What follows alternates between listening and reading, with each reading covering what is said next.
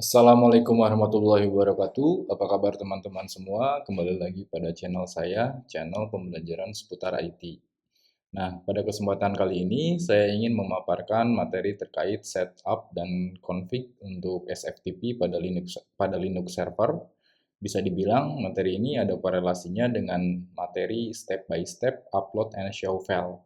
Karena ketika teman-teman mengikuti materi ini sampai ke tahap deployment, tentu teman-teman perlu melakukan setup dan config untuk SFTP di server teman-teman. Nah, untuk mengikuti materi ini, teman-teman siapkan satu buah server atau VM atau VPS, dan di sini saya menggunakan server dengan OS Ubuntu. Oke, di sini saya coba mapping poin-poin yang akan menjadi pembahasan pada video kali ini. Ada 6 poin ya, atau 6 chapter yang akan menjadi pembahasan kita. Di antaranya yang pertama ada install OpenSSH server. Nah, pada poin pertama ini atau pada part ini kita akan melakukan instalasi OpenSSH sebagai SFTP server. Terus yang kedua ada create user. Pada part ini kita akan membuat user yang nantinya diperuntukkan untuk mengakses SFTP server. Nah, kemudian pada part ketiga ada create directory folder.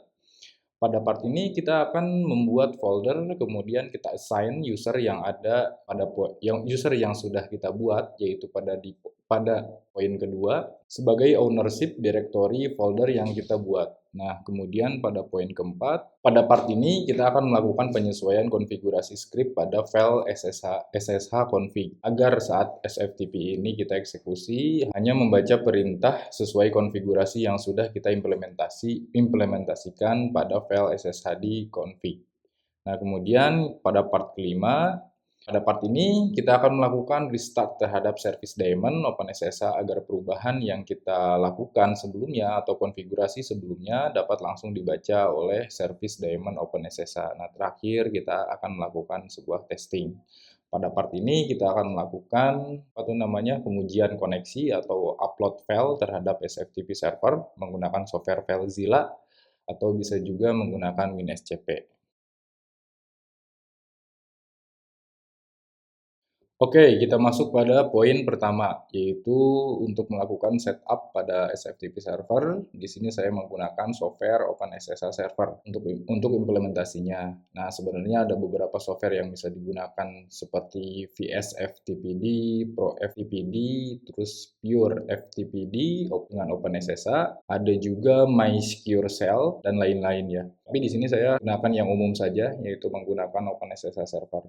Nah, untuk proses instalasinya, silahkan teman-teman ikuti perintahnya.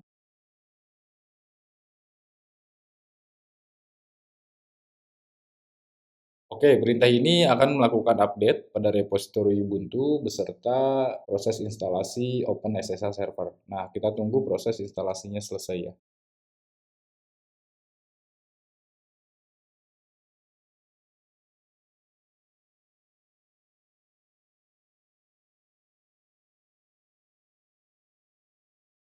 Oke, kita clear saja. Proses instalasinya sudah selesai.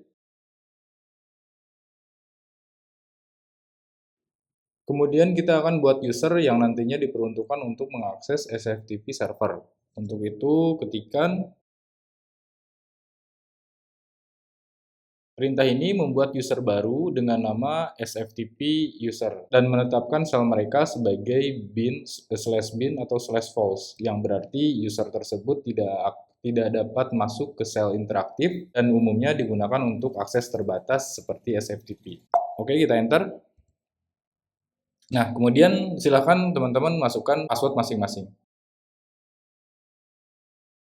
Nah, kemudian untuk full name-nya kita isi SFTP user aja.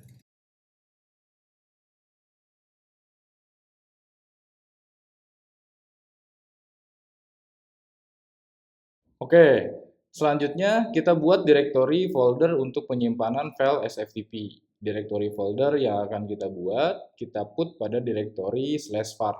Untuk itu, kita ketikkan. Oh ya, di sini saya tidak memakai sudo ya, karena saya menggunakan user root. Nah, tapi jika teman-teman menggunakan user selain root di terminal teman-teman, itu wajib menggunakan sudo. Oke, kemudian kita cek di directory var sftp. Nah, jika kita perhatikan pada directory files itu ownership-nya masih milik root ya. Nah, sementara saat kita melakukan upload file ke SFTP, kita tidak akan menggunakan user root, melainkan menggunakan user yang barusan kita buat, yaitu user SFTP. Hal ini tentu akan menyebabkan error permission denied. Untuk itu, kita perlu ganti ownership untuk directory slash files menjadi miliknya user SFTP. Oke, kita ketikkan. Oke, kemudian kita cek lagi. Nah, sekarang ownership-nya sudah milik si SFTP user. Nah, sekarang kita assign bahwa user root ownership-nya ke directory /var/sftp dan kita akan mengubah izin akses ke directory /var/sftp sehingga user root memiliki hak penuh untuk membaca, menulis, dan mengeksekusi. Sementara pengguna lain hanya memiliki hak membaca saja dan mengeksekusi. Izin ini penting untuk keamanan directory. Oke, kita langsung aja.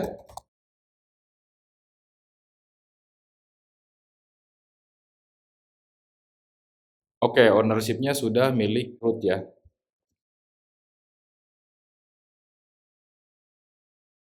Oke, kita clear dulu. Nah, selanjutnya kita perlu penyesuaian konfigurasi file pada file sshd_config di directory etc ssh. Nah, yaitu ada penambahan script yang berarti file sshd_config akan kita edit. Nah, tapi sebelum kita edit, kita buat file backup-nya terlebih dahulu agar kalau misalkan terjadi isu setelah proses edit file SSH config ini bisa kita balikan lagi ke file yang sudah kita backup. Oke, caranya. Oke, selanjutnya kita mulai edit file config. Oke, di sini saya menggunakan Vim ya untuk proses editnya. Kemudian kita scroll down. Nah, setelah kita scroll down paling bawah ya, kita tambahkan script berikut.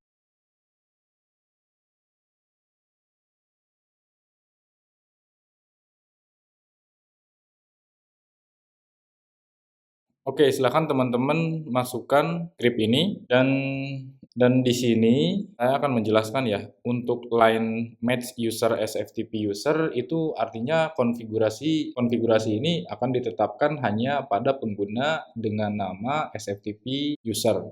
Kemudian untuk force comment internal bla bla bla, kita akan memaksa pengguna SFTP user untuk menggunakan internal SFTP saja. Ini mencegah pengguna menggunakan shell SSH standar dan membatasi mereka hanya pada SFTP. Nah, kemudian di sini ada password authentication. Password authentication ini value-nya yes, mengizinkan autentikasi berbasis password atau kata sandi untuk pengguna SFTP. Nah, ini berarti pengguna dapat menggunakan password untuk melakukan autentikasi saat terhubung melalui SFTP. Nah, kemudian ada chroot directory /var/sftp ini menetapkan directory root yang akan digunakan untuk pengguna SFTP. Dengan pengaturan ini, pengguna akan terkunci ke dalam directory /var/sftp saat mereka masuk ke server melalui SFTP. Nah, mereka tidak akan bisa melihat atau mengakses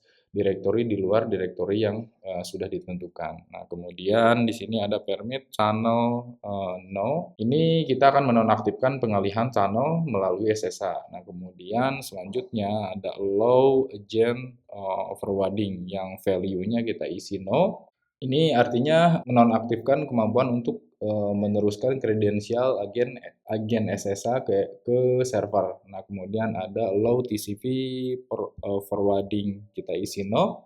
Ini akan menonaktifkan pengalihan TCP melalui SSH. Nah, kemudian di sini ada X11 forwarding yang kita isi value-nya no, artinya menonaktifkan pengalihan X11 atau grafik jendela yang melalui SSH. Oke, jika sudah kita tekan escape pada keyboard, kemudian ketikkan wiki. Oke, Selanjutnya, kita validasi atau cek file konfigurasi SSHD underscore config ini yang sudah kita edit barusan. Oke, untuk proses ininya apa tuh namanya? Validasinya SSHD bin T. Sudah aman ya, tidak ada itu namanya notifikasi error. Oke, kita clear dulu. Selanjutnya, agar perubahan yang kita lakukan dapat langsung dibaca oleh service daemon-nya, kita perlu melakukan restart ya terhadap si SSH-nya. Oke, untuk itu, oke, kemudian kita cek statusnya. Sampai sejauh ini kita sudah aman ya melakukan konfigurasi. Di sini sudah aktif dan auto start-nya juga sudah enable. Sebelum kita melakukan testing di SFTP, kita juga bisa apa tuh namanya? Bisa melakukan pengecekan di terminal kita ya untuk mengecek ke SFTP servernya. Untuk perintahnya ketikkan ini artinya kita sudah connect ke SFTP. Testing terakhir, kita akan melakukan koneksi ke SFTP melalui software FileZilla. Selain FileZilla, teman-teman juga bisa menggunakan WinSCP. Nah, kebetulan pada komputer saya hanya terinstall FileZilla ya. Nah, untuk melakukan koneksinya, kita klik di sini. Nah, nanti terbuka jendela Site Manager. Nah, kemudian kita klik New Site. Nah, di sini kita namakan tes SFTP. Protokolnya kita pilih SFTP, kemudian hostnya. Untuk portnya kita masukkan 22, kemudian oke, kita connect langsung. Nah, ini sudah terkoneksi ya. Tuh. Selanjutnya kita coba masukkan satu file ke sini ya, kita testing.